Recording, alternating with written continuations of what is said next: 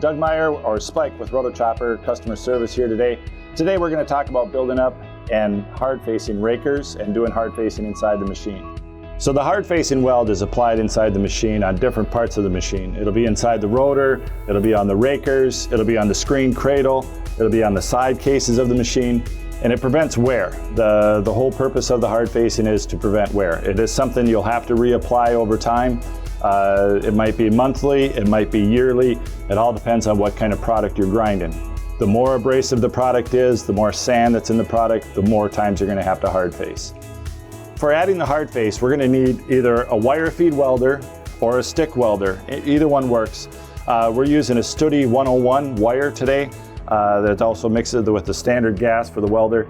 Check with your local welding supply company. They'll be able to help you out finding the right hard face wire, the right gas, the right settings for your welder. Every single welder is a little bit different, so you always want to make sure you check with your local vendors on that, and they'll be able to help you out on that side of it.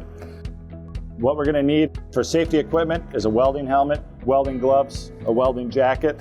We're also going to want the raker template. You're going to want a chipping hammer for the welds and an angle grinder. Before we start today, we always want to make sure we lock out and tag out the machine, and we follow the proper procedures out of the manual. So the machine is locked out and tagged out. I'm ready to start welding. Today we're looking at a rotor that is severely worn. The rakers are worn beyond repair. We will not be able to repair these rakers. We're strictly using this as an example of a raker that is worn too far. In this particular instance, the machine is running fine yet without the rakers, so the customer, you're able to run the machine. The main thing we have to worry about is make sure they're balanced. All these rakers need to be the same height, so we measure the height. If we get all the rakers the same height on the rotor, everything will work just fine as long as the rotor's in balance. If you don't need the rakers, you don't have to have them on. When we hook up our welder, we want to make sure we ground in the proper place. If I'm welding on the rotor, I want to ground to the rotor. If I'm welding on the case, I'm going to ground to the case. This is very important because damage to the main bearings can happen if you ground to the wrong piece of equipment and weld through the main bearing. So I'm going to be welding on the rotor, so I will connect my ground to the rotor, and that way I don't have to worry about any rotor damage, any rotor bearing damage.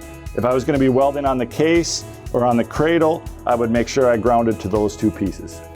Before we get started with any welding, we're going to want to clean up any burrs or any oil. We want to clean up these rakers and make sure they're all clean. We're also going to check the height of them using our template. Now, obviously these rakers are worn way down, but when we measure those, we want to make sure we're measuring off the drum, not off the weld. So we'll use that to check our heights and make sure that all the heights are even all the way around before we start. And once we're done, we'll be able to measure that to make sure that it is the right height.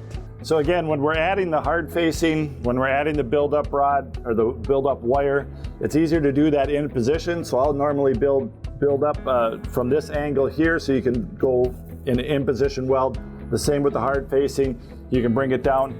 Again, we're going to do one raker per row and then work our way around. So you just do one raker on row 1, then go to row 2 and do one raker, and you're going to work your way all the way around the rotor. So for the example today, we're gonna show you some rakers that we've done some work on and just kind of give you an idea how to build these up. This is an example of how a raker can be worn over time as that wears down.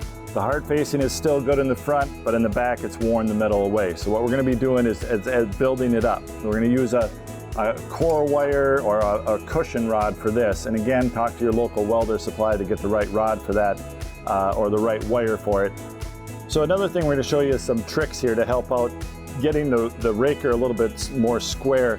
You can add copper bars to the side of the raker if you're having to build up a lot. The weld will lay in there real nice and it will not stick to the copper. So you can build that up and then you can move the copper up each time. One thing to remember, if you're going to be doing a lot of welding, the raker should be at least room temperature and at 50 to 60 degrees. If it's going to be really cold, you might want to preheat a little bit because they are AR400. They're a little bit harder steel. Once we've got our build-up done, again, this is all cushion rod. We're not adding any hard facing yet. It is just build-up rod. We're adding these layers on passes upon passes to build it back up to get our shape back. We're going to use our raker to make sure that we got the right height and everything looks good. We're a little bit short from the top, and that's where we want to be. We want to leave room to put our hard facing on. Our final pass is going to be one pass of hard facing.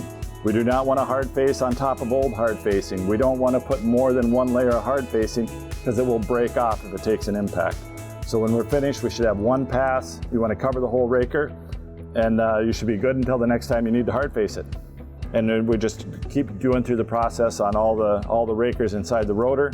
One important thing to remember is when you're doing the rakers, go in a circle. So you'll start on row 1, go to row 2. You're going to do a single raker on each row as you go around the rotor.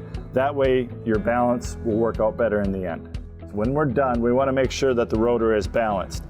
As long as all the rakers are the same height, the rotor will be balanced. The rakers are designed to control the depth of cut for the teeth. If the lower they are, the more aggressive the rotor will be. If you have really sharp teeth in there, you'll want a higher raker. If you're going to be doing just regrind, there's really no need to have this high of a raker. You could have it wore down, or even like the teeth on the rakers on the rotor there. If they're wore down, that's fine, as long as we're not having a plug-in issue.